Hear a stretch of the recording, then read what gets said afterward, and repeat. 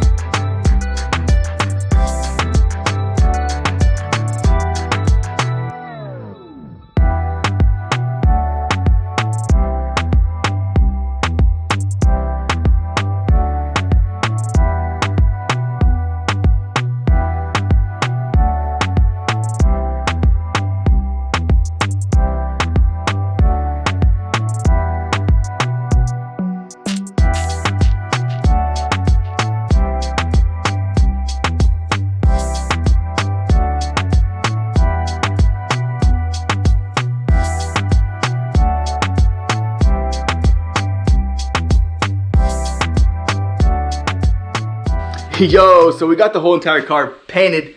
As you guys can tell, it is a great reflection. It is looking beautiful. Yes, there are a couple of dirt nibs, which is nothing that you cannot expect from a paint job. There's always going to be some kind of imperfection, some kind of dirt, but that is what polishing is for. I'm going to show you guys quickly everything that was painted. We went ahead and painted this whole entire thing. That way we didn't have to do any kind of buffing or any kind of blends over there. Although we did do some kind of magic over here, which is going to be quickly buffed out, and it should look perfectly OEM. The quarter panel itself, the bodywork is looking phenomenal. Up here we do have a little bit of a wave, which is due to this here and this body line up here, but the gist of labor, what I did, everything here is nice and flat. Let me actually guys show you quickly the reflection from this side. It's looking really clean.